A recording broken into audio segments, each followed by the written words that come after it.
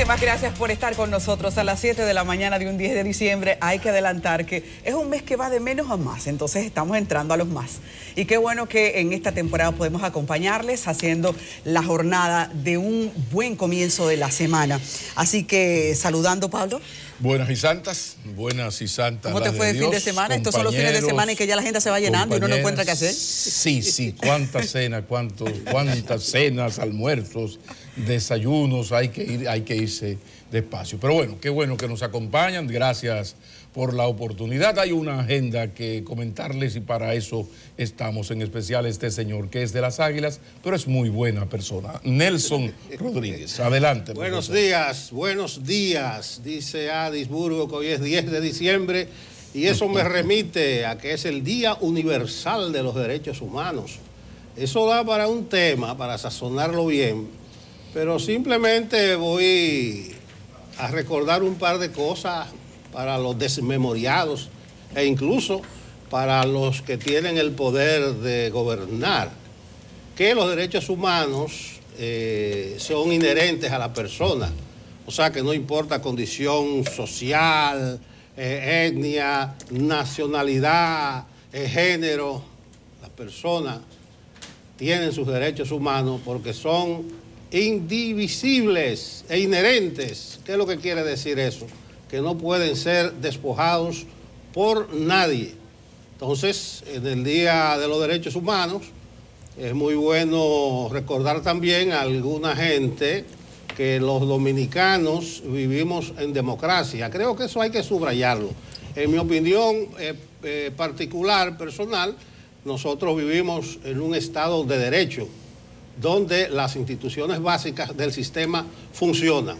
Los que tenemos un poquito de más edad podemos aquilatar, podemos apreciar, no desdeñamos las libertades que hoy, de las que hoy nosotros disfrutamos, porque vivimos en periodos donde los derechos humanos más elementales eran conculcados. Hubo un tiempo aquí, ese reciente, donde a usted le llamaban la casa, encontraban una maquinilla de escribir, y ya eso era un motivo para usted ser apresado, porque eso era un cuerpo del delito. No se podía tener ningún tipo de libros, ¿entiende? Ni el Lazarillo ni siquiera eso. El Lazarillo de Tormes. El Lazarillo de Tormes, eso era un libro. En la versión rusa era que estaba prohibida. Sí, entonces hay que saber aquilatar los derechos humanos. Y qué bueno que en el Día de los Derechos Humanos, que es hoy, se van a designar 4 nuevos magistrados para el Tribunal Constitucional. Eso significa que los mecanismos del sistema funcionan, como dije hace un momento. El Consejo de la Magistratura, que es una instancia constitucional, se va a abocar a la designación de esos nuevos 4 magistrados, en sustitución de 4 que van a salir, y se hizo a partir de un proceso que considero que fue transparente y participativo. Es una opinión muy particular, porque no solamente que se pudieron ver las entrevistas a los 46 aspirantes, sino que hubo hasta ocasión para quien lo deseara hiciera sus reparos. ¿Cómo va a transcurrir esa jornada de hoy? Yo no sé. He estado abogando para que se haga pública esa deliberación. Así como las entrevistas fueron públicas, que cuando los 8 integrantes del tribunal, del Consejo de la Magistratura estén deliberando, eso se haga público y se vea cómo piensa cada quien, a quién objeta fulanito, quién votó por menganito. Entonces, no sé si eso se hará de manera pública, pero ojalá que así sea para coronar con transparencia ese proceso.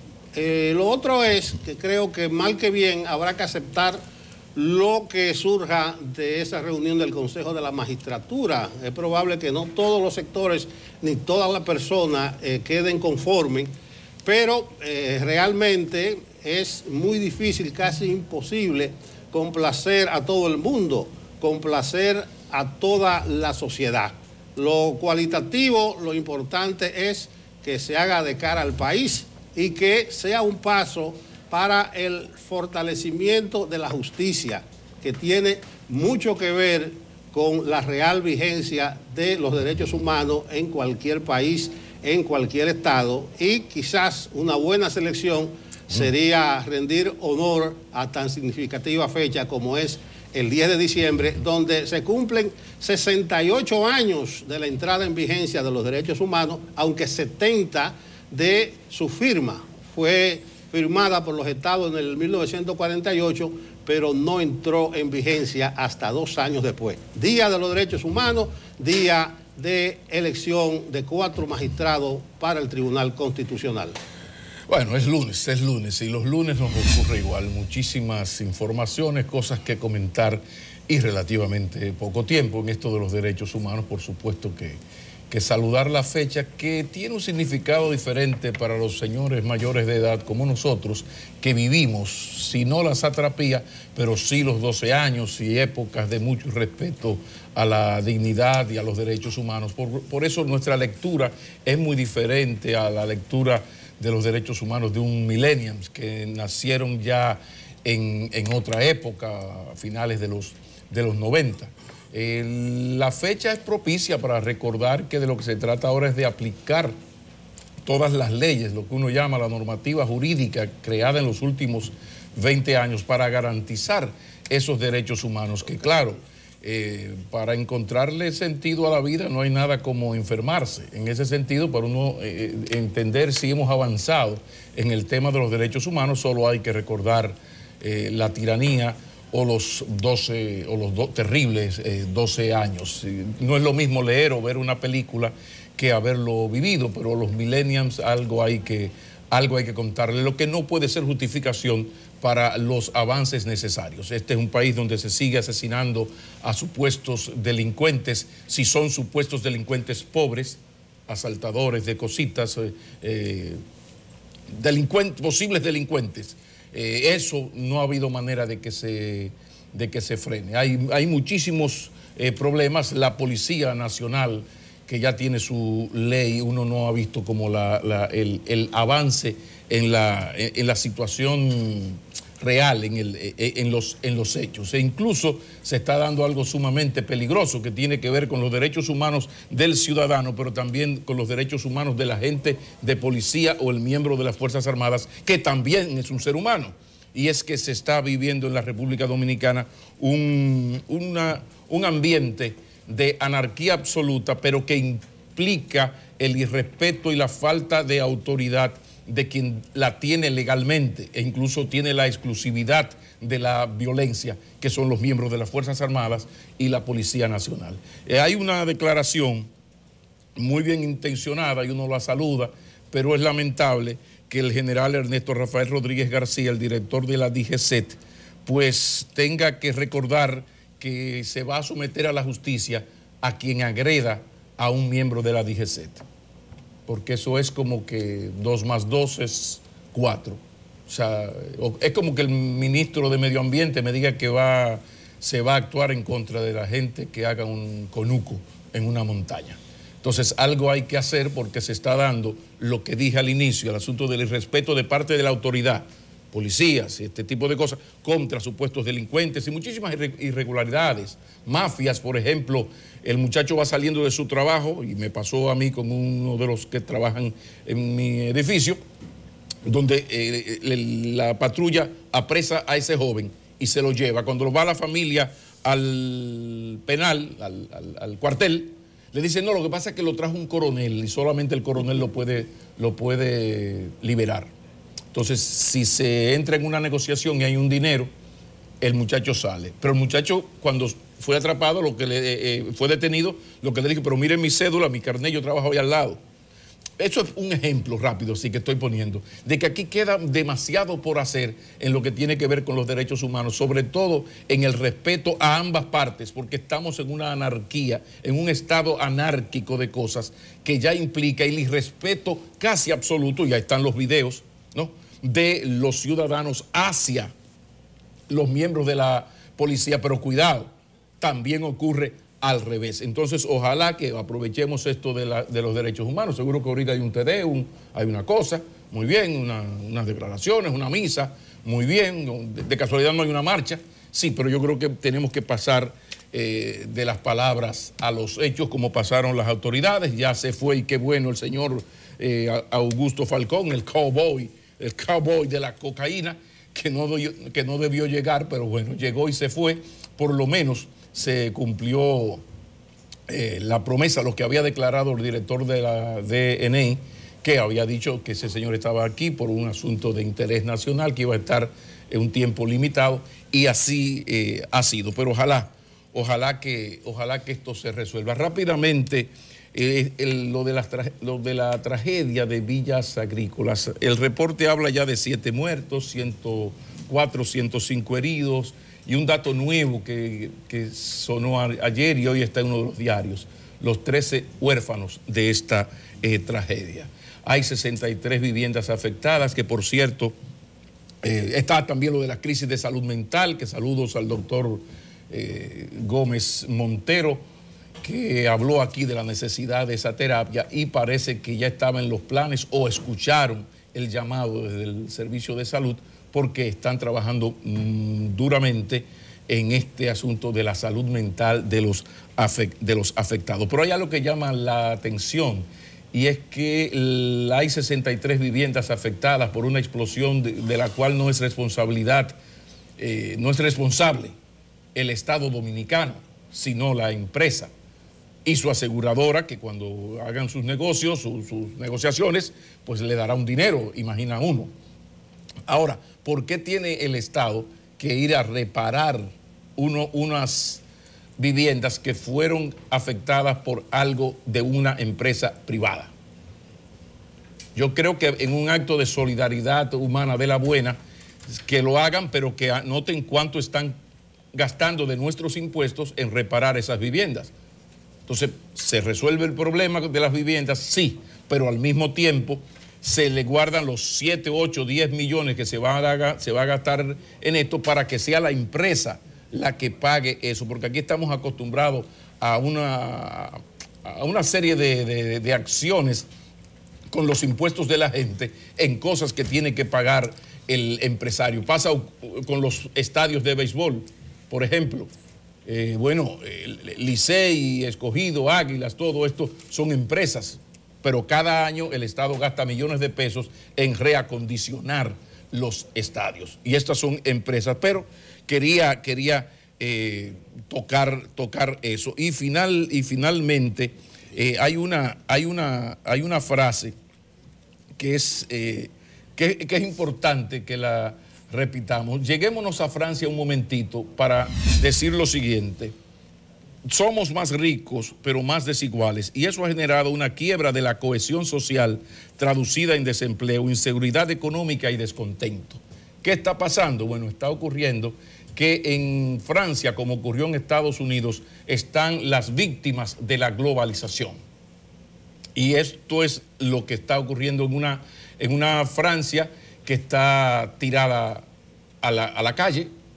Las pérdidas son millonarias. Solo en el Arco del Triunfo hubo destrozos por más. Es un intento de aumentar el precio de los carburantes, de los combustibles, a semanas, a meses de haber disminuido los impuestos a las fortunas más grandes.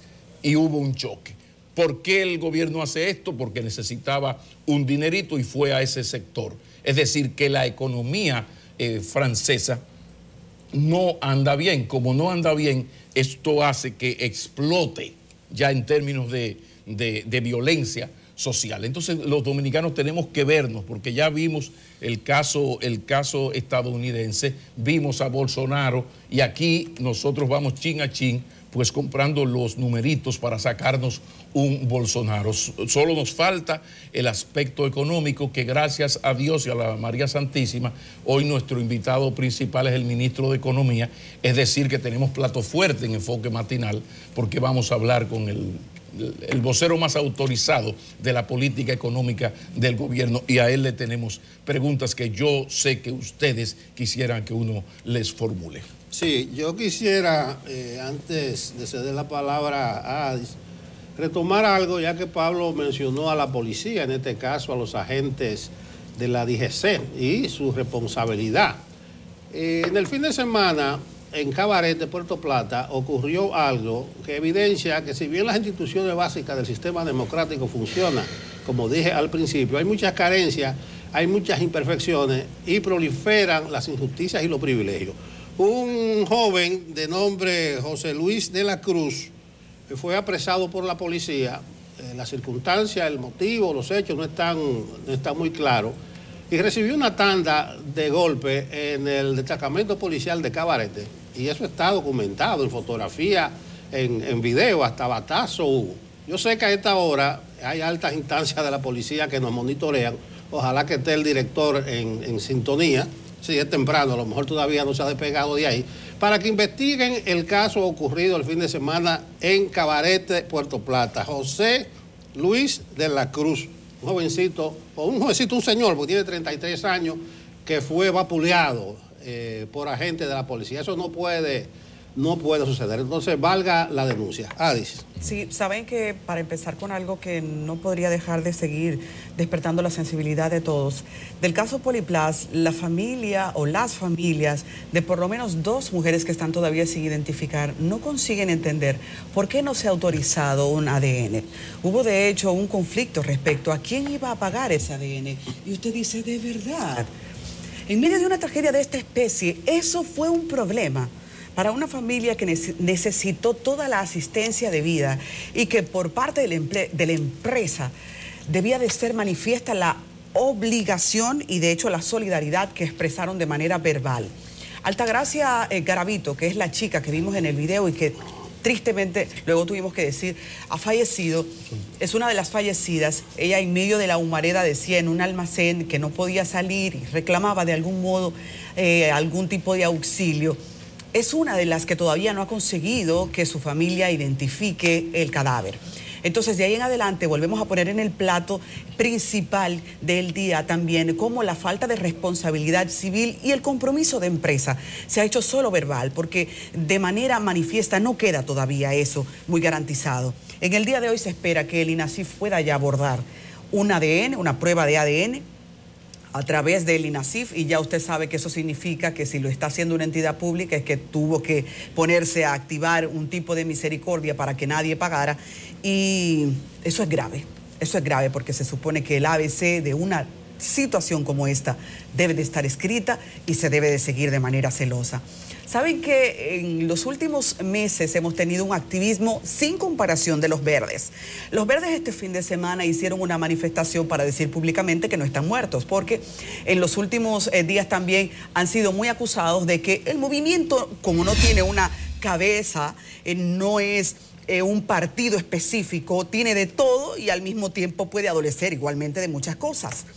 En esta ocasión, en el marco de el Día en contra de la corrupción, han querido involucrar a sus afines, a sus simpatizantes con una nueva propuesta. Que los partidos que de alguna manera se sientan identificados con ellos firmen por lo menos a la altura de enero un paquete de por lo menos 7 aspectos con los que ellos entienden que la administración pública podría pulirse. Es tan amplio esto de hacer gobierno, esto de presentar a un país cómo poderse superar a sí mismo, que no hay una fórmula del agua tibia. Así que hay que comenzar a provocar cambios sociales que poco a poco cada uno va diciendo hasta dónde puede completar su meta. Pero chequen lo que propone Marcha Verde, vamos a leerlo primero. Dicen, número 1, cárcel a los responsables de los grandes casos de corrupción y recuperación del dinero robado al pueblo dominicano. Número 2, cancelación de todo contrato del Estado con empresas mafiosas como Odebrecht. También plantean la investigación independiente de la relación contractual de la presidencia con el delincuente internacional Joao Santana, dicen ellos, asesor del presidente Medina.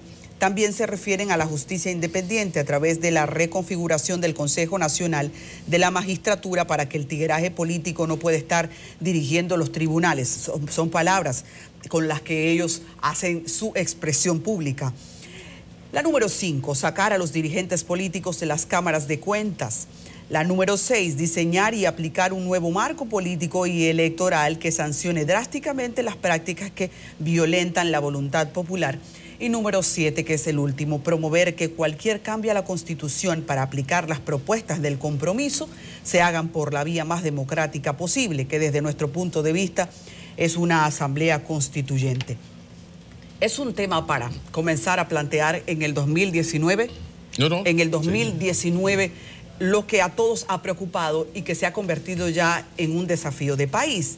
Viendo cómo en los demás países el tema de la corrupción igualmente no tiene una respuesta que se resuma en ABC, comienza a ser una especie de propuestas específicas. Y eso hay que destacarlo porque otras propuestas que ellos mismos hicieron parecían muy divorciadas de lo que constitucionalmente podíamos reclamar. Aunque con estas necesariamente uno no se sienta conectado del todo, hay muy valiosas propuestas ahí, el planteamiento es razonable. En otras ocasiones hay que asumir y criticar, no habían sido razonables, porque cuando usted dice que quiten al presidente de una manera deliberada, pues eso no es razonable en un país en el que el presidente fue legítimamente elegido. Pues por ahí va, los verdes están diciendo que están vivos. Y uno quiere ese equilibrio en la sociedad. Claro, pero Adi, te estaba escuchando y qué bueno que ya presentaste los puntos fundamentales, pero fíjate que todos estos puntos, casi todos, dependen de algo que se le está olvidando a la Marcha Verde, y es que hay que ganar el poder para hacer esas modificaciones. Sin dudas. O sea, para tú hacer cambios en el Consejo Nacional de la Magistratura, pues tú tienes que, tener el presidente del Senado, tener el presidente de la Cámara de Diputados, el presidente, o sea, hay que llegar al poder. Entonces, cancelación de todo contrato del Estado con empresas mafiosas como Odebrecht. Óyeme, qué bonito que se oye, sí, pero ¿cómo se logra eso? O sea, casi todo lo que... cárcel a los responsables de los grandes casos de corrupción y recuperación del dinero robado al pueblo dominicano. Aplausos. ¿Quién no suscribe eso en su sano juicio? Ahora, si tú agarras las 5, 6 cosas, casi todas dependen de llegar al poder, a menos de que el sector termocefálico de la Marcha Verde, que gracias a Dios es minoritario, esté pensando en dar un golpe de Estado. Ahora, se supone, y yo conozco a la mayoría de los dirigentes de la Marcha Verde, que son gente comprometida con los valores democráticos.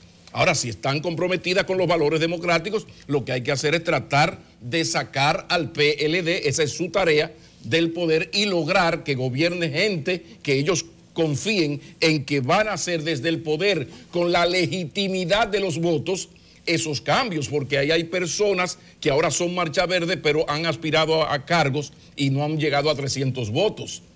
Entonces hay gente que quiere legitimar su accionar político a partir de la Marcha Verde después de haber fracasado ante el votante. Entonces, usted lo busca, aparecen ahí gente que no es capaz de quedar en quinto lugar donde compitan 4 para ser legislador en un municipio, en un ayuntamiento. Entonces, creo que aquí lo importante para la Marcha Verde se pasó de sincero usted, yo creo. No, hay que ver de qué manera se cambia el Estado, se cambia el gobierno para desde el poder hacer esos cambios, a menos que se quiera otra cosa que, repito, yo conozco a la mayoría de los miembros de Marcha Verde no están en cosas de golpe de Estado y estas cosas, pero sí hay un grupo termocefálico que anda en esos pronunciamientos, que por cierto le hace mucho daño a la imagen de la Marcha Verde. Pero el esfuerzo debe ser por alcanzar democráticamente, voto a voto, el poder y no ningunear e insultar al pobre o al rico cuando no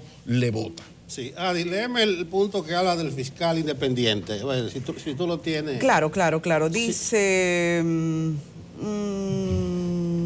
como el tercero o el cuarto por ahí. Investigación independiente, dice el tercero, de la relación contractual de la presidenta. Se propone sacar al procurador del Consejo y nombrar a un fiscal anticorrupción independiente del Poder Ejecutivo. Estamos en lo mismo. Estamos en lo mismo porque la figura del fiscal independiente... Está muy bien, pero... Para llegar a la figura del fiscal independiente hay que modificar la Constitución de la República. ¿Y quiénes modifican la Constitución? Y para modificar la Constitución de la República se necesita tener la mayoría, por lo menos en el Congreso. Por eso yo decía en estos días, Fidel Santana y Fidelio sometieron o se apoderaron de una propuesta para un juicio político a Danilo Medina. Pero resulta que ellos son 2 y solo 2.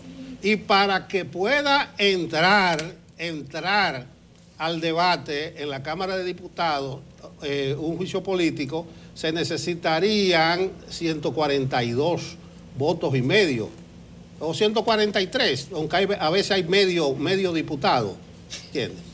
Entonces, ¿por qué plantear cuestiones irrealizables? Fiscal independiente, esa figura no existe. Entonces debieron voltearse los términos y poner al principio, convocar una constituyente para esto y lo otro. Me sorprendió ver a la nueva directiva de la ADP firmando esos 7 puntos, que tiene muy poca cosa que ver con las reivindicaciones propias de los maestros, del magisterio.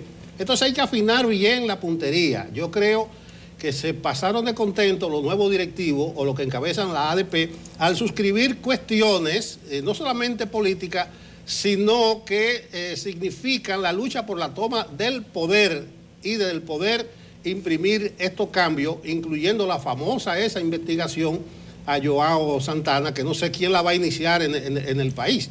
Entonces quería hacer esa precisión. Sigue, Adis. Ustedes saben que cuando uno ve que se hace tan diverso el público de la Marcha Verde, como el sistema está tan corrompido y la gente no le cree a la clase política, comienzan entonces los cuestionamientos de si el grupo se hace igual de poco creíble.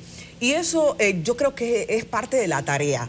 No hay manera de solo con un grupo aislado comenzar a crear un movimiento que sea tan fuerte como para derribar un gobierno, o en las urnas, naturalmente. Entonces, tendremos que ver esa mezcla. Pero ¿cómo esa mezcla consigue que se le crea en un país en el que ya un sistema se convirtió en el idioma en el que se habla en el mundo cuando se tiene poder? La falta de intereses comunes que se van perdiendo cuando usted tiene los intereses personales ya encima de la mesa. Todo eso uno lo dice justamente porque aparecieron grupos como ese, la ADP y el otro, y tú dices, pero cuidado, porque entonces ya tú eres un pastel específico de la clase política. Tú me estás colando tus intereses aquí y se comienza a jugar con la inteligencia de la gente. Pero a final de cuentas, yo creo que hay que destacar también que cuando nosotros analizamos los sistemas de gobierno que han cambiado en países cercanos, ellos no consiguieron erradicar la corrupción, cambiando hacia un discurso tipo Bolsonaro necesariamente, o como tenemos ahí a Maduro. ¿La corrupción en Venezuela desapareció? No. Entonces, por eso nosotros reclamamos al partido que tenga poder, cual que sea de turno, que hay que desentar las instituciones del gobierno y ganar esa confianza. Entonces tiene de alguna manera que enrolar en una práctica política más sana, pero para eso tiene que funcionar la justicia, y por eso coincido en que tantas de esas demandas tengan que ver con la justicia, pero para ejecutarlas, tal como se ha dicho aquí, hay que ser parte del sistema. Una nueva interrupción, y es a la Marcha Verde que le lleve esos 7 puntos a Hipólito, que de acuerdo a lo que dijo ayer por el Cibao lo va a firmar. Dice Hipólito que en la justicia hay un tigueraje que está podrida, pero lo dijo en función, incluso dice que le tiene odio a mucha gente ahí. Se emocionó y le llegó la famosa incontingencia verbal a Hipólito. Él vive emocionado. Sí, le llegó la incontinencia. Entonces, verbal, la incontinencia verbal. Hipólito está entero todavía. No, pero entonces, atención, Hipólito, o más que atención, Eddie Olivares. El nombre de partido, atención, Eddie Olivares, dile a Hipólito que así no es. ¿Y qué dijo Hipólito también? Que si él llega al poder, lo va a sacar a todos. Hipólito, tú no puedes sacar a los jueces. Date cuenta que eso es materia constitucional del Consejo de la Magistratura. No son los tiempos de Concho Primo. Entonces Hipólito habló todo eso como un desahogo.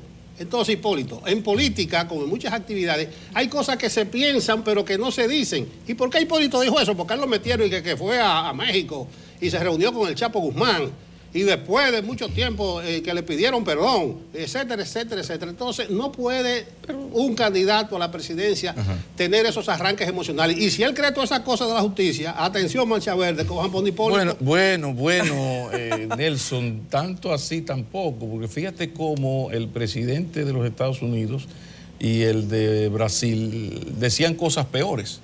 O sea, en época de la posverdad, tú dices cualquier cosa, por ilógica que sea, por ejemplo, que alguien que aspira a dirigir el Ejecutivo te plantee sacar jueces, está, como bien has explicado, y respetando la división de los poderes. Sí, pero eso es en la política lógica, no en la época de la posverdad, donde tú dices lo que el indignado ciudadano quiere escuchar. Entonces el problema de Hipólito no es que diga eso, que me parece que no es realizable, como lo acabas de decir, no lo voy a repetir. El problema en esto, y es el problema que tiene Hipólito, pero es el mismo que tiene Abinader, y digo Hipólito y Abinader porque son los únicos con algunas posibilidades.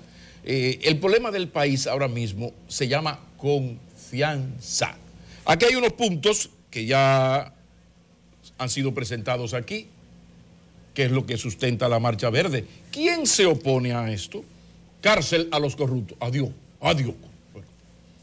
Cancelación de los contratos del Estado con las empresas mafiosas. Claro, primero hay que demostrar que son mafiosas en un juicio. O sea, son cosas que a donde vamos es que el centro de todo el problema pasa porque los candidatos aspirantes a sacar al PLD del poder, para sacar al PLD del poder tienen que hacer una cosa, que es lo más difícil, generar confianza, porque el PLD habrá gobernado dentro de año y tanto 20 años. Eso significa que usted agarra el PLD, se olvida de sus luces y está 3 días señalándole sombras a los del PLD. Pero cuando se ha gobernado 20 años, eso es Gardel cantando tango, que dice que no es nada. No. Cuando se gobierna 20 años, hay luces y hay sombras. Por consiguiente, tanto Hipólito como Abinader y los demás tendrán argumentos de sobra para darle al PLD por donde le duele, comenzando por el tema de la corrupción y de la impunidad, que es su parte, más la rabalización institucional, que es su parte floja, más el tema de la inseguridad ciudadana y la percepción de inseguridad ciudadana, que es peor, porque no solamente las posibilidades de que a mí me asalten, sino de que se haya creado una situación social donde yo vivo asustado y hasta que la hija no llega a las 2 de la mañana, usted no se puede dormir. Entonces, aquí de lo que se trata es de ver cuál Abinader, cuál Hipólito o la María Santísima, Juan Uvieres, no sé, cualquiera, el que sea, logra ganar la confianza del electorado y sacar al PLD del poder. Pero oigan lo que estoy diciendo, sacar al PLD del poder, ¿de qué manera? En unas elecciones, porque lo otro ya estamos curados. Si el golpe de Estado al profesor Juan Bosch en el 63 tuvo una sola cosa buena, y es que después de ese golpe de Estado vino la Revolución de Abril y más de 2.000 dominicanos perdieron la vida y nos curamos de golpes de Estado aquí. Y siempre hago la historia, cuando ese Hipólito Mejía estaba en malaria total, año 2003, y aquí sí se dijeron cosas muy duras en contra de ese gobierno. Personalmente, yo me paré en 2 patas en los medios donde trabajaba. Entonces dije, no. Así no. Ese Hipólito Mejía, que a mí no me gusta cómo gobierna, nos lo chupamos hasta el agosto del 2004. A mí no me hablen de golpes de Estado, ni de desestabilización del Estado. No. Entonces, lo mismo se le dice ahora a la oposición, al mismo Hipólito, al mismo Abinader. De lo que se trata es de hacer el trabajo para ganar la confianza. Y ojalá que cuando el PLD entre en malaria y lo vayan a sacar del poder, no pasen por lo que ya pasaron los gringos, pasaron los brasileños y están a punto de pasar los franceses. Porque en Francia el presidente Macron está en mala y empeorando. Está en mala y hay hasta posibilidades de que ese gobierno desaparezca. ¿Cuál es la alternativa? La ruptura al gobierno, es la única ruptura al gobierno de Macron. Óiganlo muy bien, Marine Le Pen. Es decir, Marine Le Pen es un poco como el sueño de Bolsonaro y Trump. O sea, Trump y Bolsonaro son próceres de la decencia y de los derechos humanos al lado de esa gente del ultranacionalismo francés. Es decir, que no es otro partido con una tradición democrática, no, es Marine Le Pen. Entonces, ojalá que aquí pensemos un poco en todas estas cosas que están tirando y no es de lo molino. Sí, oye, ese enfoque deja a uno preocupado con el tema de la separación de los poderes del Estado, porque para que funcione un poder ejecutivo y sus derivados, que de alguna manera tenga equilibrio, tiene que haber una justicia que acuse cuando lo malo está frente a todos, y entonces uno llega al punto de lo que está pasando hoy. El anticipo de todo esto, el nivel de desconfianza es tan grande que hoy se ha creado un clima para no creer que la elección que se haga sobre jueces de las altas cortes sea correcta. Y eso es peligroso porque en la medida en que vamos evolucionando, entonces la gente se va llenando de un pesar social. Uno no quisiera sumarse anticipadamente porque todavía las elecciones, que uno sepa, no están hechas. Pero cuando en una sociedad el sistema se debilita de una manera tal que la separación de los poderes a la gente no le consta, al que puede usar el cerebro y ver, dividir, restar, eso no le consta a uno, entonces se vuelve todo un mangú que se protege y que da paso a la impunidad que tanto se menciona. Miren, los políticos deberían utilizar una memoria más honesta, porque entonces parece que tienen tan buena para volverse históricos sobre lo que dicen haber hecho, y algunas conquistas son reales, pero entonces te la van viciando, dejando otras que a la gente le interesa. Qué bueno, porque lo digo a propósito de que el fin de semana estuvo el presidente del PLD, Leonel Fernández, en Santiago. Entonces, es de valor reclamar lo que él planteó ahí y que en su momento lo planteó siendo presidente, para que uno entonces cheque cómo anda la memoria, ese jarabito que hay que beberse para que la memoria haga su trabajo. Dice el presidente del PLD, Leonel Fernández, que la zona franca necesita ser inyectada porque él sabe que hay un trabajo ahí pendiente. Entonces, en el 2007, siendo presidente, Leonel Fernández prometió 1.500 millones para zona franca que todavía se están esperando. En parte se están esperando. Recuerden que hay un pulmón de país a función del empresariado de zona franca que hay en Santiago. Se refirió y confió en que el presidente Medina va a completar la carretera desde Navarrete hasta Puerto Plata. Vaya que sí, que fue una obra que prometió. En una visita que hizo a Puerto Plata en marzo del 2012, dijo que haría la carretera Navarrete-Puerto Plata de 4 carriles y un paquete también de propuestas que comenzarían a hacerse en menos de 15 días, que abarcaban unos 150 millones de dólares en inversión, incluyendo el acueducto de Invert por un monto de 216 millones de pesos y la reparación y reconstrucción de todas las redes de Altamira a un costo de 800 millones de pesos. Se refirió también al Merca Santiago, planteando que es un tema que podría ayudar a crecer y organizar la ciudad a nivel municipal. Claro que ayudaría muchísimo. Pero en el 2012 ya Leonel Fernández había hablado al norte, a Santiago de manera específica, del mega mercado regional de mayoristas que tendría en ese momento, anunció, 4 mercados periféricos. También en sus planes se quedó el Parque Central. Este es solo un breve ejercicio, un breve jarabito para la memoria. Sí, yo quiero resaltar de ese acto de Leonel 2 cosas. Lo primero es el cambio de enfoque. Leonel se centró en hacer propuestas para cuando él vuelva al gobierno, o sea, propuesta programática. Dense cuenta que se alejó un poco de la situación interna del PLD, que Danilo, aunque tiraron sus cositas de que se respetara la Constitución, pero el enfoque estuvo en hacer propuestas, en sintonizar con las expectativas de la gente, incluyendo un ferrocarril desde Punta Caucedo hasta Montecristi, pero no en línea recta hacia Santiago. Ese ferrocarril va a entrar a Bonao, entraría a Moca, iría a Santiago, iría a Puerto Plata hasta caer en la bahía de Manzanillo. Una propuesta tentadora. Y segundo, Leonel se centró en pontificar o resaltar 1.586.000 firmas que se presentaron. Claro, no son firmas auditadas, pero si él dice que la están recogiendo, la están recogiendo. Incluso uno mismo, contrario a lo que sucede con las encuestas, que nunca se topa con el encuestador. Yo me he topado con 2 gente con un formulario apuntando gente para Leonel. Eso puede ser significativo. Entonces yo veo esas 2 cosas. Segundo, en lo que han derivado los actos políticos, son shows televisivos, enfocados en la televisión. Creo que esa parte estuvo muy bien lograda, aunque la gente no es tonta. ¿Recuerdan aquella vez el video que se filtró, Leonel, como un boescao en la montaña, el escándalo que produjo? Incluso nosotros tuvimos una entrevista especial aquí y analizamos la cosa. Ahora sí se lo mismo que, se filtró otro spot y nadie le hizo caso, porque se sabía que era un truco de cámara. ¿Y por qué no me buscaron a mí, que debo tener como 33 seguidores en las redes? Buscaron a uno de los que más seguidores tiene, y ese lo filtró. A ese o lo cogieron de conejilla de India, para no decir otra cosa con P, o forma parte de un tinglado para ese tipo de rejuego, de manipulaciones que en cierta medida son válidas, pero que se burlan de la inteligencia de la gente. Solamente eso del acto de ayer de Leonel en Santiago, donde sigue exhibiendo determinación y centrado en una consigna de que no hay marcha atrás. Bueno, seguiremos con el tema porque da para mucho, pero no hay tiempo para más. Ya está por ahí, sí, el ministro de Economía, Isidoro Santana, con él vamos a conversar.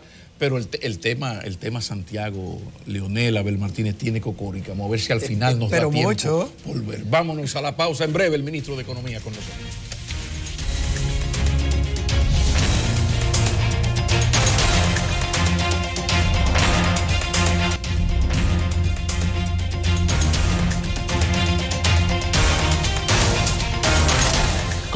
Continuamos en Enfoque Matinal. Esto en términos gastronómicos es bocato di cardenale, pero en términos periodísticos se llama plato fuerte. No todos los días uno tiene la oportunidad de entrevistar, dialogar, conversar con el ministro de Economía, pero no solamente con el ministro de Economía, también hablemos de la frontera con una de las personas mejor amuebladas y más conocedoras del tema. Es la directora del Observatorio precisamente de la zona fronteriza, doña Rosagilda Vélez. Bienvenido Isidoro Santana, ministro.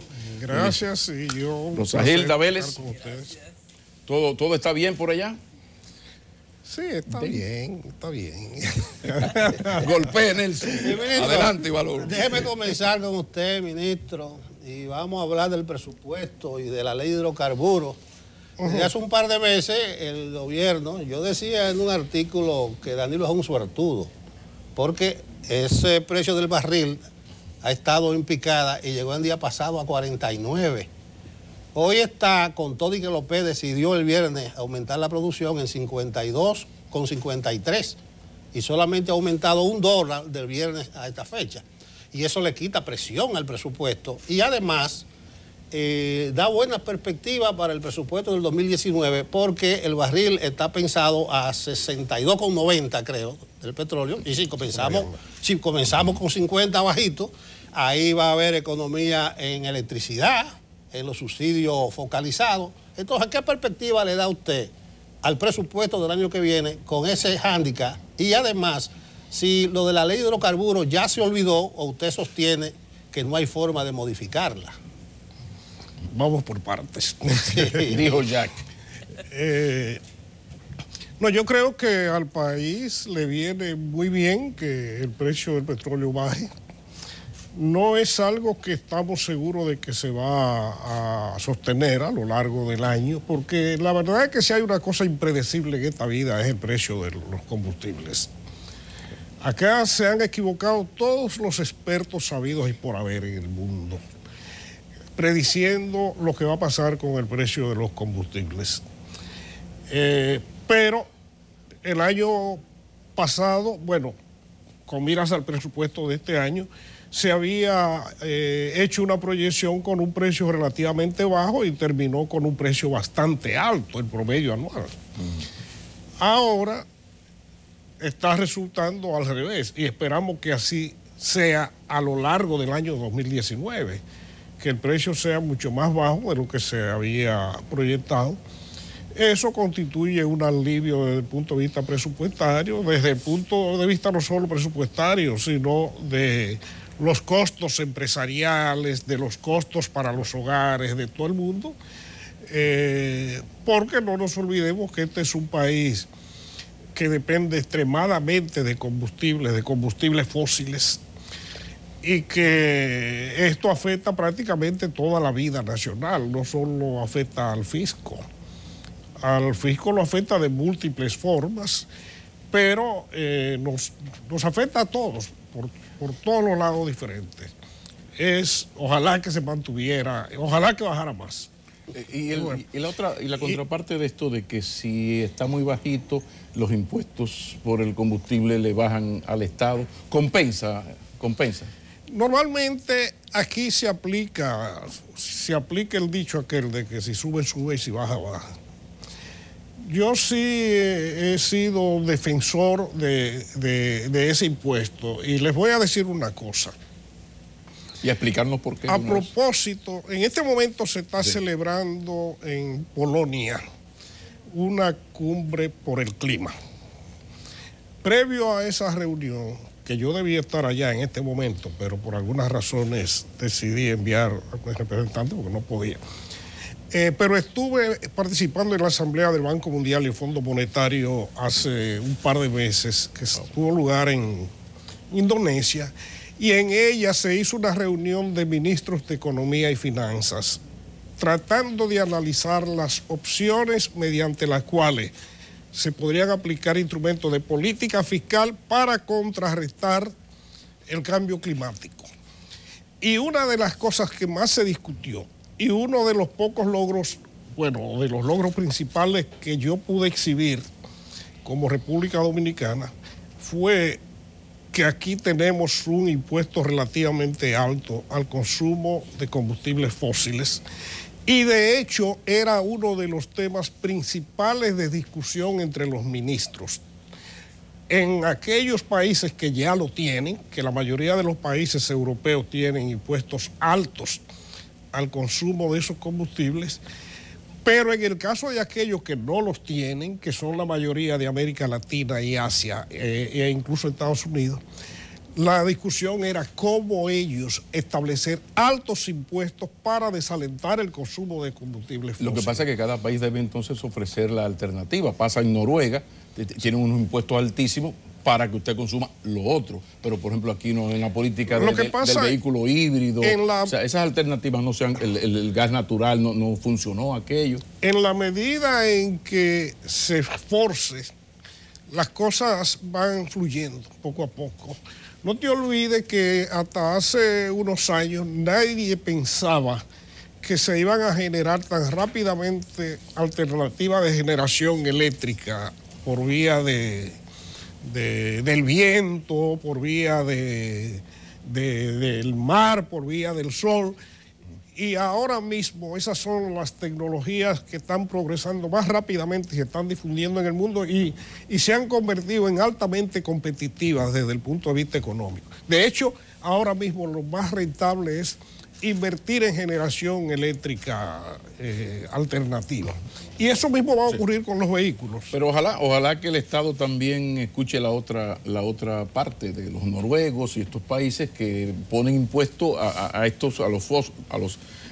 la gasolina y estas cosas, porque también tienen la manera de incentivar lo otro, el gas natural. Pero hay una pregunta que creo que es fundamental. Uno siempre ha dicho aquí, lo ha repetido mucho, que los dominicanos nos plantamos bien a batear, pero entonces nos ponchamos. Operamos muy bien, pero se nos muere el paciente. ¿De qué yo estoy hablando? Del éxito de la política económica y monetaria del país, del éxito de la economía dominicana en cuanto al crecimiento. Somos líderes, tenemos 50 años adelante. Líder en primer lugar, segundo lugar, tercer lugar, adelante.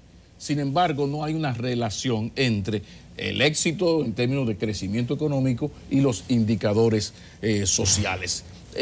Más de uno ha hablado entonces de que ha llegado el momento de cambiar el modelo. También esto está provocando también el asunto de la informalidad de la economía, que es otro problema. ¿Se está pensando desde el gobierno en hacer, yo sé que es difícil, lo del cambio de modelo? Porque lo que está pasando en Francia tiene que ver con desigualdad social.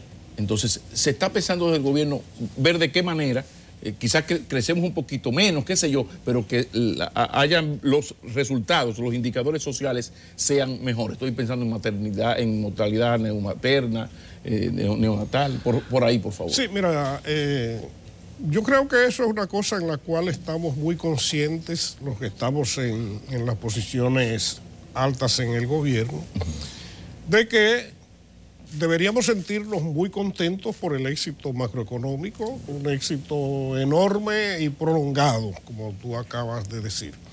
Eso ha sido así y desde el punto de vista macroeconómico somos la envidia de América Latina. Ahora, ciertamente que ha sido un desempeño muy insatisfactorio desde el punto de vista social e institucional. Y yo creo que en eso es algo en que hemos venido avanzando. hemos venido avanzando, no con la celeridad que quisiéramos. Hay muchas limitaciones, pero el país, justamente con miras a tratar de reorientar ese modelo, discutió y aprobó su estrategia nacional de desarrollo. La estrategia prevé cambiar muchas cosas, incluso en todo lo institucional. No todo se ha avanzado como uno quisiera. En el plano económico también orientado a conseguir una economía más competitiva, porque déjenme decirle una cosa.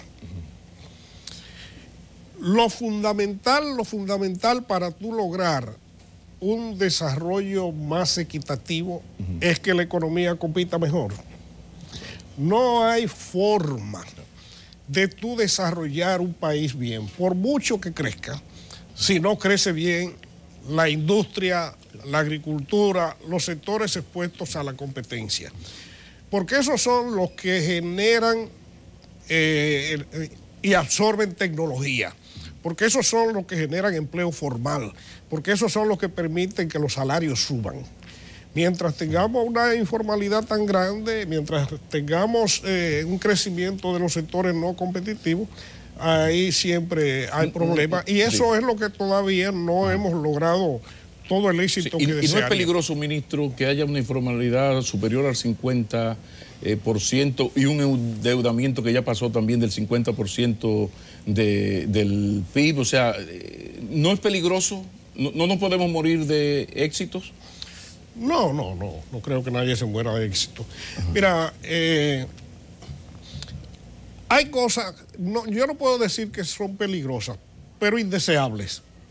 Vamos a ser francos. Nadie quiere una economía con tanta informalidad.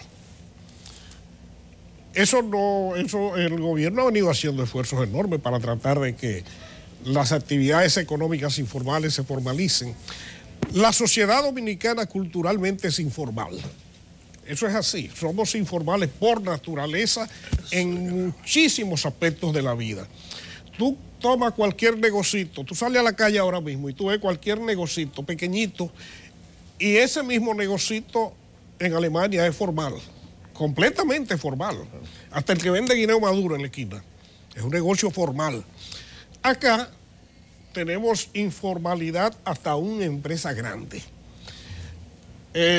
Lo otro es el tema de la deuda que tú dices. Eso también es algo que no es peligroso en la circunstancia actual, pero no es deseable. Nadie quiere que la deuda siga creciendo. ¿Ustedes escuchan los consejos de Fondo Monetario Internacional, BID? Porque aquello de que coma hierba millones de vacas no pueden equivocarse. Entonces no es posible que tantos organismos internacionales y organismos, instituciones internacionales, que todas coinciden en advertir al gobierno, ¡Ey, te está pasando! Ya llegamos, vamos para el 50, ya pasamos del 50. Sí, eso es una fuente de preocupación en el gobierno. En realidad nadie quisiera. De hecho, el propio presidente, por eso es tan enfático cada vez que se están discutiendo estas cosas, en la necesidad de reducir a su mínima expresión el déficit fiscal, porque el déficit es lo que provoca el endeudamiento. Es decir, todo el que tiene déficit se endeuda. Ahora, para evitar endeudarse hay que recaudar más ingresos o gastar menos. Gastar menos es impensable en uno de los países con coeficiente de gasto público más bajo que hay en el mundo entero, porque eso es así.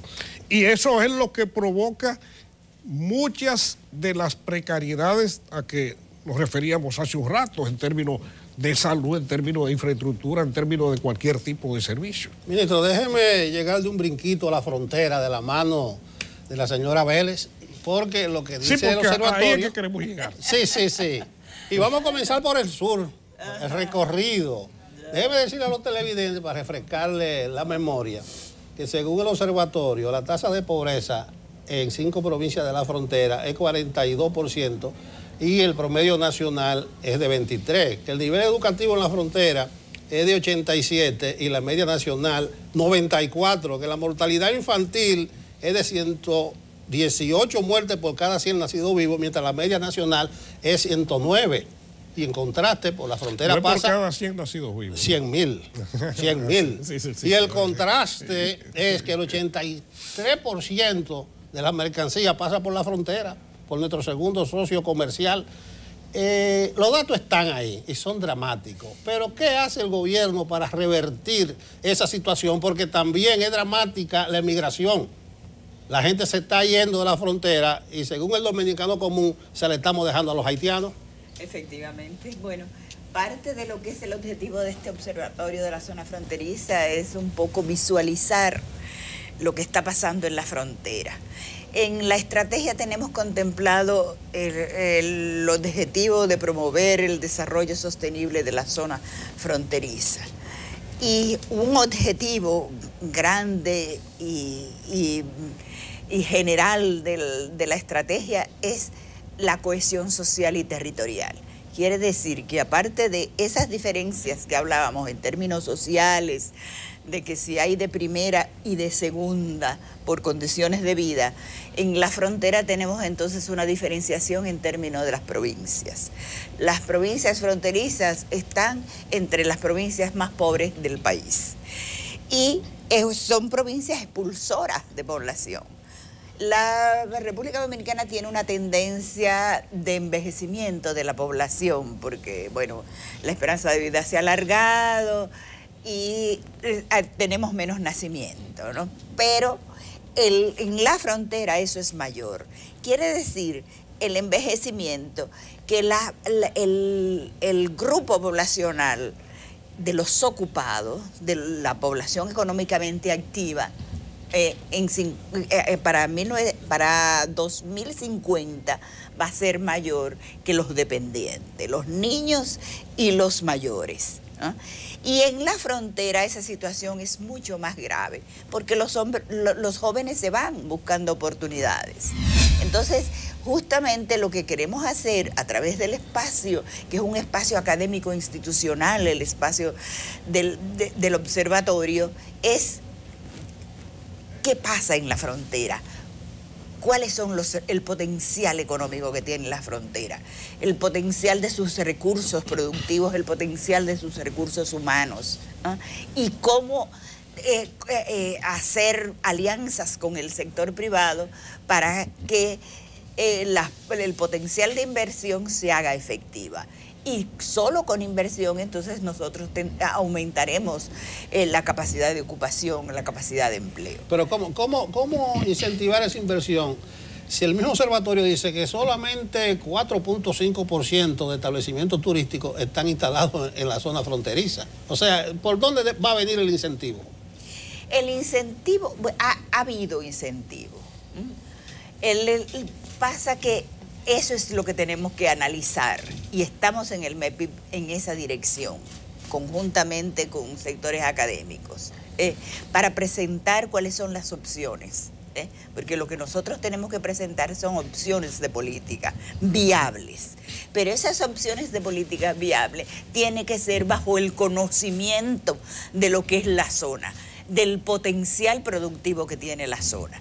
Por ejemplo, nosotros tenemos el caso de que ha crecido mínimo, pero ha crecido la inversión en frontera en los últimos años, pero la inversión que se ha establecido en la frontera no se relaciona con los recursos que tiene la frontera, ¿no?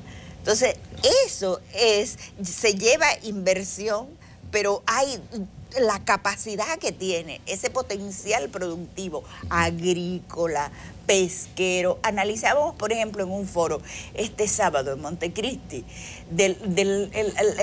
la capacidad que tiene la agricultura en Montecristi, la capacidad que tiene la pesca en Montecristi, el potencial turístico que tiene Montecristi, y así otras de las provincias fronterizas.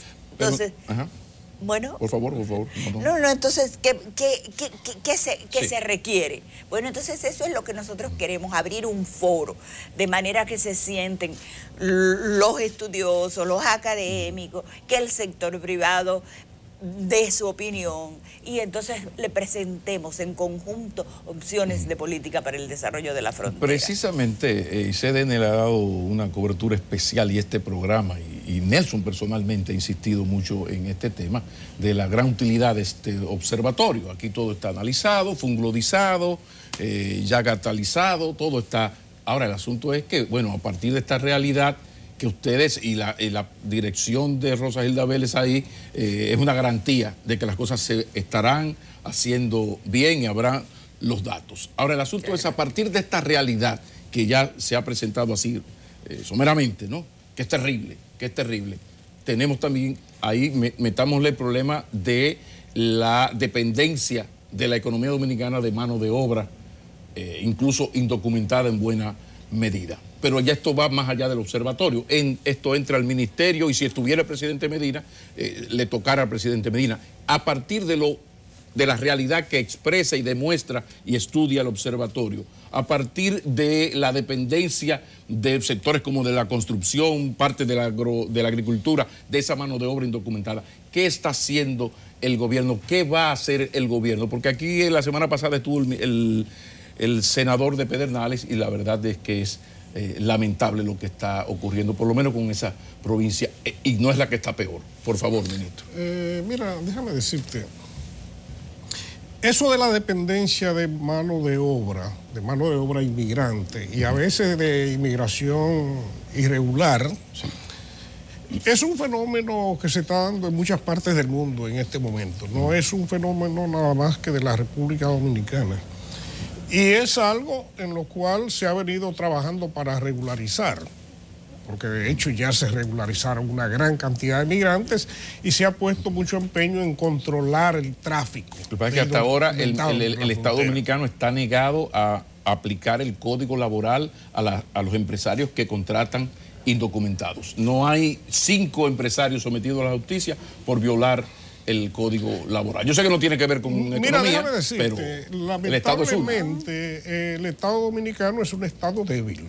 Es un Estado débil y eso es algo documentado, diagnosticado desde hace mucho tiempo. Es un Estado que dicta leyes que después la gente no le hace muchos casos y no tiene las formas de hacerlas cumplir coercitivamente como se suele hacer en casi cualquier parte del mundo. Entre ellas esa misma. Seguramente la mayor parte de los capitalistas que contratan masivamente mano de obra inmigrante irregular y aún regular, esos capitalistas están muy conscientes de que están violando una ley, pero están conscientes de que difícilmente le llegue la mano de la justicia. Y por eso lo siguen haciendo. Y eso va generando la dependencia, porque la dependencia no es algo que surge así. De hecho, cuando se dice que son dependientes es porque se acostumbraron a eso. Sencillamente, si no tuvieran esa mano de obra ahí, tendrían que contratar mano de obra dominicana, lo único que los salarios serían diferentes. El problema es que el Estado, por alguna, me imagino que conveniencia electoral, por no afectar sectores poderosísimos. No necesariamente. O sea, el problema de los estudios, de los informes, de los diagnósticos, de las encuestas, es que develan una realidad, pero a veces la aplicación práctica no resulta fácil, incluso en este caso el 80-20, ese tipo de cosas. Entonces yo les pregunto, a partir de estos números, ustedes lo que sugieren opciones de política, se necesitan nuevas leyes de incentivos, hay que modificar las vigentes, porque no veo claro cuál va a ser el punto de inflexión, vamos a decirlo así, para una nueva realidad en la frontera dominicana. Te voy a decir algo que yo he dicho muchas veces en muchos lugares diferentes. El problema de la República Dominicana es que nos acostumbramos, y eso viene ocurriendo desde la época de Trujillo, que la palabra incentivos se traduce como sinónimo de no pagar impuestos, como sinónimo de exoneración de impuestos. Y eso existe en la frontera. Eso existe ya. La Estrategia Nacional de Desarrollo manda que la República Dominicana discuta un pacto fiscal. El pacto fiscal tiene como propósito resolver gran parte de esos problemas de que veníamos hablando. Tiene que ver cómo el Estado Dominicano va a crear un buen sistema de seguridad social, un buen sistema de salud, un buen sistema de seguridad ciudadana, un buen sistema municipal y cómo lo va a financiar, todas esas cosas. Y manda que sean revisadas para fines de racionalizar las leyes de incentivo. Probablemente, lo que necesitan las actividades productivas en la frontera no sea tanto que les exoneren impuestos, porque eso lo tiene.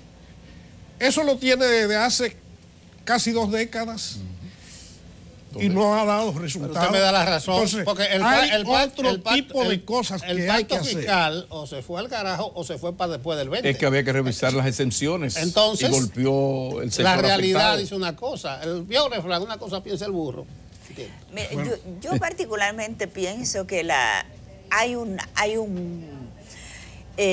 componente de la estructura económica dominicana, hay una inserción de la fuerza de trabajo extranjera, haitiana específicamente, que tiene un lugar en esa estructura.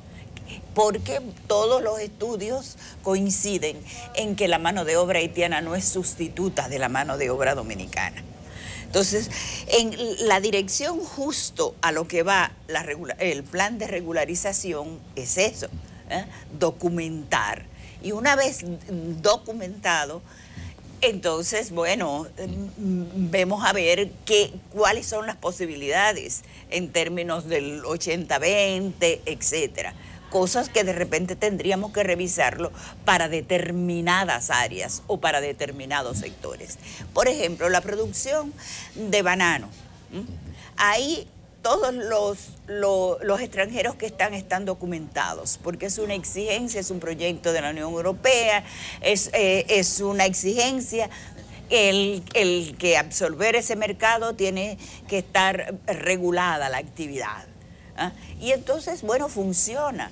Entonces, si funciona ahí en una actividad que tiene un mercado recurrente, seguro, entonces hay posibilidades para que eso se haga extensivo a otras actividades. Ahora, lo cierto es que el gobierno no se ve decidido a aplicar sus propias leyes si eso le significa pérdida de popularidad. Aquí se habló de pacto fiscal y cuando se lanzó aquella infografía donde decía que se iban a revisar, no era que quitarnos, a revisar una por una cada excepción, el CONE creó hasta un partido, una cosa que llamaban Iniciativa por la Institucionalidad Democrática. Oye, esa vaina, o sea, terrible, ¿no? Entonces, de repente el gobierno echó para atrás. Ministro de Economía, que además es un técnico con toda la experiencia del mundo y 3 años más. Es duro estar al frente de un ministerio, tener las cosas tan claras y saber que hay una realpolitik terrible, implacable y unas elecciones que ganar que impiden que se hagan cosas que la ley lo manda y la lógica lo indica. Mira, déjame decirte. Tómese su tiempo, no hay problema, estamos en confianza ya. Sí. De verdad que es duro, de verdad. Pero déjame decirte, la realidad dominicana, primero, para cualquier economista y para cualquier gestor de política económica, la realidad política es algo que está ahí, es algo con lo cual hay que contar. Eso es así. Ahora, acá ocurrió hasta ahora, porque yo no creo que el pacto fiscal se haya renunciado a él. El pacto fiscal se ha pospuesto, pero hay que hacerlo, porque este país tiene que ponerse de acuerdo en cómo va a solucionar una serie de problemas. Hay que hacerlo de todas maneras, sea hoy o mañana. Ocurrió una cosa. Cuando se inició el gobierno del presidente Danilo Medina y la Estrategia Nacional de Desarrollo mandaba la celebración de 3 pactos, el gobierno optó por una lógica que es no meterse en discutir los 3 al mismo tiempo, porque eso era...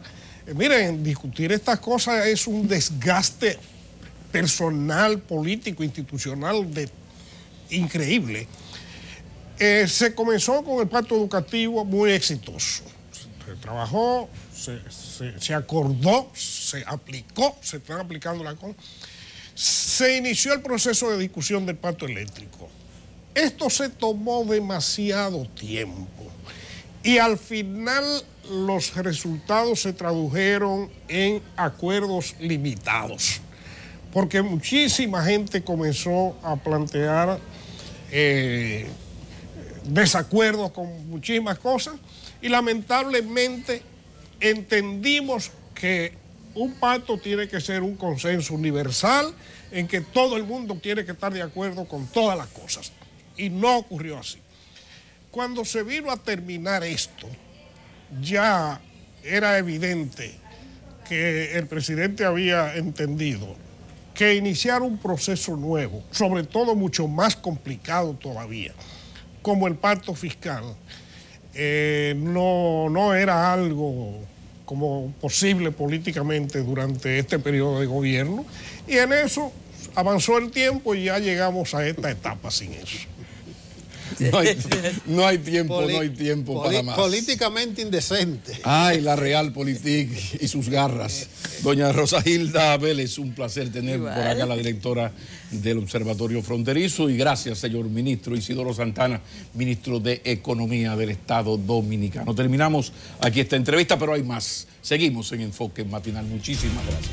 Muchísimas gracias.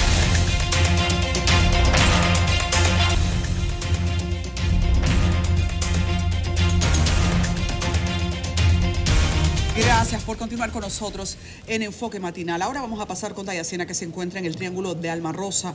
Las quejas de los comunitarios por el raterismo y los robos ya provocan que se pase a mayores. Al llamado de la policía, Daya, buenos días. Hola, ¿qué tal? Muy buenos días. Y ciertamente Enfoque Matinal se ha trasladado hasta el sector de Alma Rosa en Santo Domingo Este, donde sus residentes expresan que hay toda una ola de asaltos y de robo de retrovisores de vehículos. Vamos a conversar inmediatamente con uno de sus moradores, Orlando Pérez, para que nos brinde más detalles. ¿En qué consiste y desde hace cuánto tiempo ha empezado esta ola de robos? Hola, ¿qué tal? Mi nombre es Javier, este es el Triángulo de Alma Rosa. Desde que entró la víspera de Navidad, los robos y actos delictivos han prácticamente triplicado. En esta semana, por ejemplo, 3 vehículos fueron saqueados.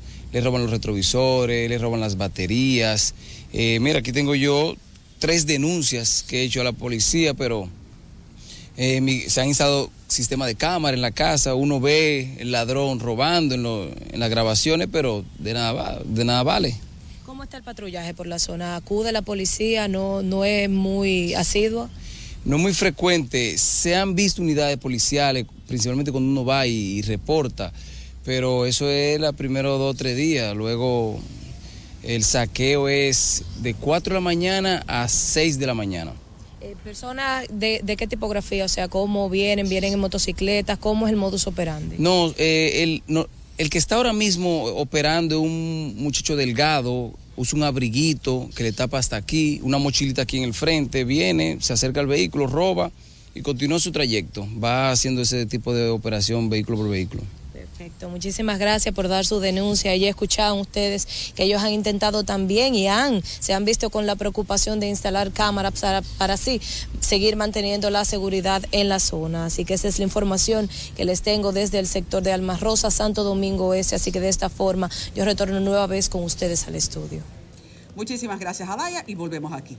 Lo hacemos justamente para una sección que hemos esperado en el día de hoy con atención especial, porque nuestro urbanista Marcos Barinas hoy va a discurrir en un análisis que la población completa espera y aprovechará. El tema de villas agrícolas, el incendio y su entorno bajo la observación de un municipalista, de un urbanista. Marcos, buenos días. Buenos días. Gracias por lo de municipalista, que también es otro aspecto importante del urbanismo, apoyar los municipios. Así es, Marcos. Vamos a comenzar haciendo un enfoque urbano de lo que está significando para las comunidades la instalación de las estaciones de GLP. Las estaciones de combustible, hablando de gasolina y también de gas natural. ¿Podemos, bajo el amparo de la ley, decir que están creadas las condiciones de seguridad? Bueno, mira, las condiciones de seguridad en términos de seguridad laboral, ahí sí yo no te puedo decir cuáles son la dirección específica, pero en términos urbanos sí. Y definitivamente... ¿En términos urbanos sí qué? La ley es muy clara en términos urbanos respecto a estos temas. Pero, por ejemplo, la ley ahora aprueba que una estación de combustible esté también en una zona urbana. Han creado condiciones para que haya estaciones de combustibles en zonas urbanas, suburbanas, allí y aquí. Mira, ¿eso termina siendo seguro? La ley dice muy claramente, hay la ley 112.00, que es la ley de hidrocarburos, tiene un reglamento. Y este reglamento establece de manera muy precisa cuáles son las distancias que deben de tener. No solamente las estaciones de gas, estaciones de combustible, dígase, las personas que usan los hidrocarburos de manera comercial para vender, sino también los que lo utilizan para consumo propio, los que los almacenan para consumo propio. Y te dice, por ejemplo, que en el caso de las estaciones de gasolina y de gas, que deben de estar ubicadas a por lo menos 1000 metros del área urbana. Pero ¿qué pasa? En nuestro país la definición del urbano no está claro. O sea, no hay una definición en ningún instrumento que te diga que urbano es tal cosa. Y urbano podría ser un límite administrativo, urbano podría ser un nivel de densidad específico, de manera que al no estar claro, este tipo de normativas quedan un poco ambiguas, ¿no? Es obvio y lógico desde el sentido de vista de alguien que no es un experto, pero a la hora de llevarlo a cabo cualquiera puede decir que urbano es esto o urbano es lo otro. Entonces, para eso sería muy importante, por ejemplo, que la ley de ordenamiento territorial, que sigue estando vegetando y haciéndose vieja en el Congreso, salga a la luz, porque resolvería este problema y llevaría a que el problema que ocurrió el jueves con esta empresa no fuera un problema aislado, que ocurrió solamente en Villas Agrícolas, sino que es un problema que puede ser atendido a escala nacional. Si vemos el problema de Villas Agrícolas, de Poliplast, se llama la industria, como un hecho aislado, vamos a terminar diciendo, con mucha razón, que hubo un error humano y que en los errores humanos ocurren estas cosas. Mira, ocurre en Japón, ocurre en cualquier otro lugar de la ciudad. Mira, ocurre un error, mira, ocurren estas casualidades. Pero no es un hecho aislado. Es algo que ocurre constantemente. Cada 2 años existe alguna explosión, ya sea de una estación de gas propano o de una estación informal de combustible o alguien que almacena gas en algún sitio de manera informal, y cada 2 años hay muertes y hay heridos por esto. Y si tú tomas la zona de Villas Agrícolas, Villa Juana, el ensanche de la Fe y Cristo Rey, son una bomba de tiempo. Marcos, para nosotros poder entender esto, tenemos que analizar de lo particular a lo general. Vamos con el tiempo que ha pasado ya a entrar en un análisis preciso de qué violaciones has podido observar en el caso de Poliplast. Pero la más evidente es la única medida normativa que existe en este documento de la ley de hidrocarburos, que es el reglamento de la ley de hidrocarburos, tiene que ver precisamente con los centros educativos, ni siquiera con las ciudades. Te dice que cualquier empresa que comercialice hidrocarburos, y menciona qué tipos de empresas son, o que almacene hidrocarburos para consumo propio, debe de tener sus tanques a una distancia no menor de 700 metros desde el tanque hasta cualquier centro educativo.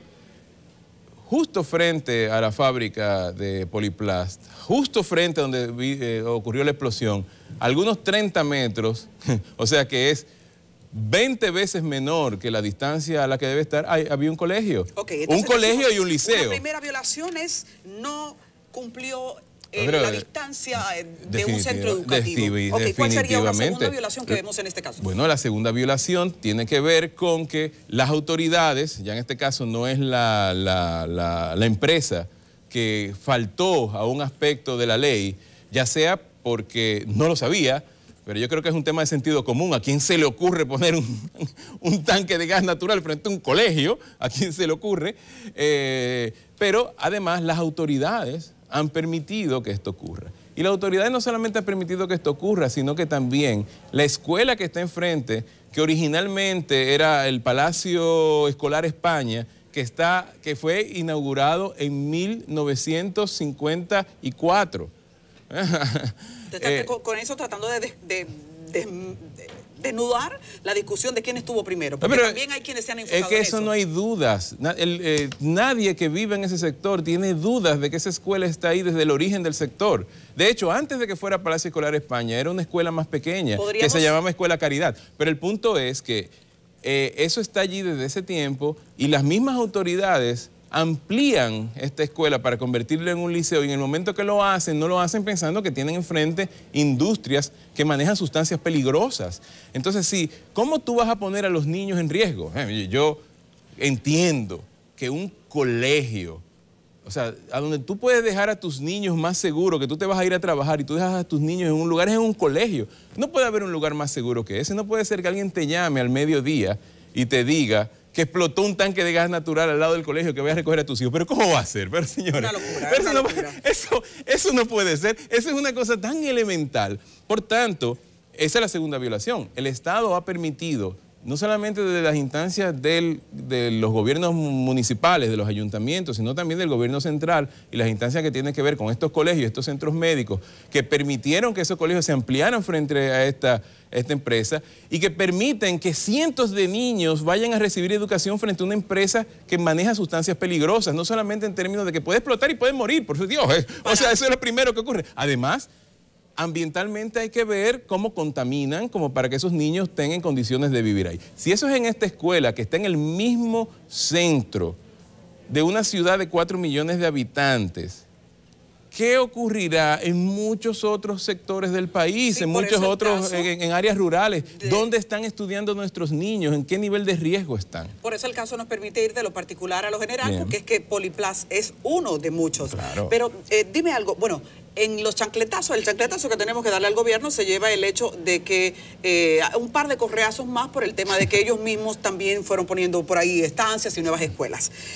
¿Qué otro aspecto de violación podemos observar en el caso de Poliplas? Bueno, mira, ya esas son las violaciones en términos urbanos. Ya las violaciones en términos de seguridad laboral, eso habrá que verse, ¿no? O sea, yo me imagino que se están haciendo una serie de investigaciones y esas investigaciones van a definir exactamente qué fue lo que ocurrió allí, como para entender cuál es la responsabilidad que tenga esa empresa, otra empresa o las instancias gubernamentales que les dieron los permisos a esa empresa o no, porque eso es lo que tenemos que ver, ¿hubo un permiso o no hubo un permiso?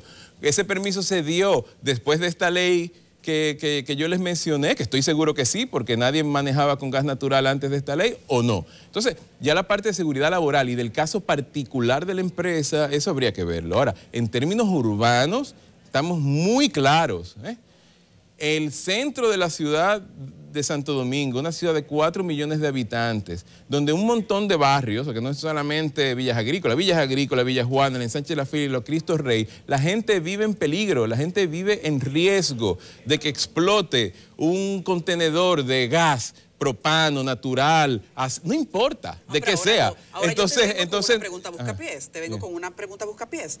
Los gerentes inversionistas de estaciones de combustible nos venden otra teoría. Dicen, pero es que tú te vas a Japón y abajo de un edificio de qué sé yo cuántos niveles está la planta de combustible de la que la gente se alimenta. ¿Hacia dónde tiene que ir el desarrollo? Pues mira, porque el combustible es necesario para las sociedades. ¿Cómo se recomienda esta gestión? No, pero a mí no sé hasta qué punto en Japón ocurra esto como lo están planteando. Y si ocurre bajo unos esquemas de organización específicos y planificación específica que te dice dónde esas estaciones de combustible pueden estar.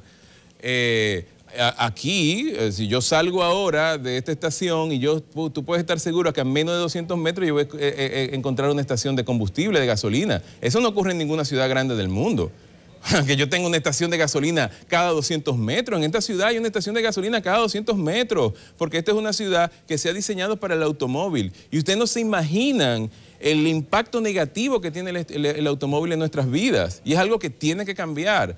Entonces, oye, a mí nadie me va a decir a mí que nosotros tenemos que crecer igual que Japón. Japón es otra sociedad y es otras condiciones y es muchos más años que nosotros de planificación y de participación de la sociedad en cómo funciona una ciudad. Nosotros somos una ciudad que apenas tenemos unas normativas increíblemente básicas urbanas en el polígono central. Después el resto de la ciudad crece de manera informal, casi sin ningún tipo de licencias de construcción. Ni de aprobaciones por parte del ayuntamiento. Entonces, en esa ciudad de la que estamos hablando nosotros, no es posible que además de que haya poca planificación, pongamos a la gente en riesgo de morir todos los días. Aquí la gente vive en riesgo todos los días de morir. No es de que, mira, de que está en riesgo tu salud.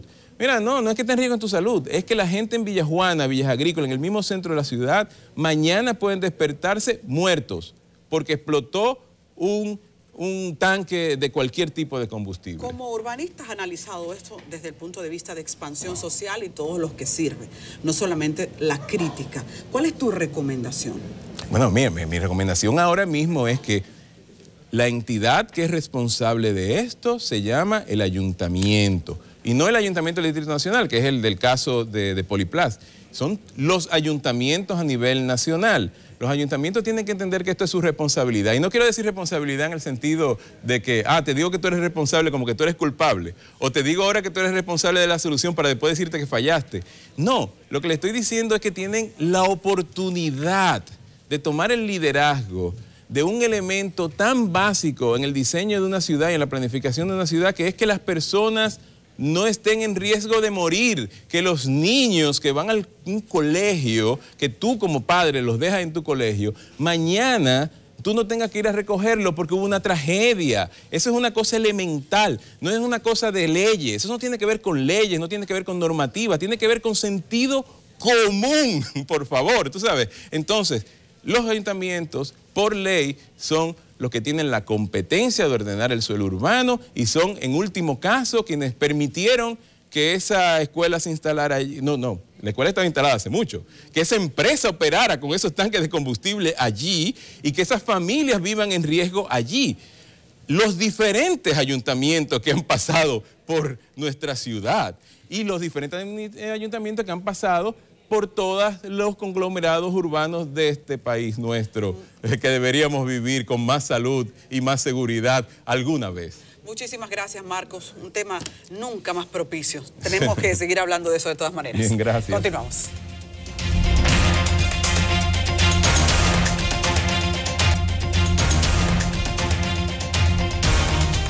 Minutos finales de Enfoque Matinal. Tenemos al colega Dauri Reyes. Dauri Reyes está dando seguimiento a una marcha de empleados de la minera Barrick Gold que van directos al Palacio Nacional. Explícanos, Dauri. Gracias. Adelante. Gracias, buenos días equipo. Aquí estamos en el proceso de esta marcha en demanda de varias reivindicaciones laborales. Desde muy tempranas horas los empleados de la minera pues salieron desde la parte frontal de esta multinacional hacia el Palacio Nacional. Ustedes pueden ver cómo los cuerpos policiales están custodiando la minera y además pues también custodian la marcha que hacia el Palacio Nacional pues se dirige en estos momentos. Y nosotros vamos a escuchar el presidente de los trabajadores mineros para conocer cuáles son las demandas que ellos exigen. Sí, nosotros hemos tomado la decisión de caminar hoy rumbo al Palacio Nacional a entregar un documento al presidente, porque estamos ya cansados de que la Barrick Pueblo Viejo maltrate y viole los derechos de los trabajadores. Recientemente hubo una cancelación de cientos y pico de trabajadores y no vamos a permitir que nuestro sindicato sea lacerado con nuestros dirigentes y nuestros miembros. Esto es solamente el inicio de una serie de actividades y luchas que vamos a llevar a cabo. En estos momentos estamos llevando una marcha pacífica hacia el Palacio. Si no se escucha nuestro reclamo, entonces iremos subiendo la intensidad hasta llegar hasta donde la empresa entienda que debamos llegar. Nosotros estaremos dando seguimiento a todo el trayecto en la provincia Sánchez Ramírez de esta marcha que se dirige, repetimos, hacia el Palacio Nacional en estos momentos. Paso con ustedes al estudio. Buenos días. Muchas gracias. Gracias, Dauri Reyes. Para finalizando, ¿usted tiene algo que decir, joven? Hacer justicia. Fin de semana el gobierno decidió aumentarle a los bomberos. Saludos a los bomberos. Buena manera de terminar. Nos vemos mañana, si Dios quiere.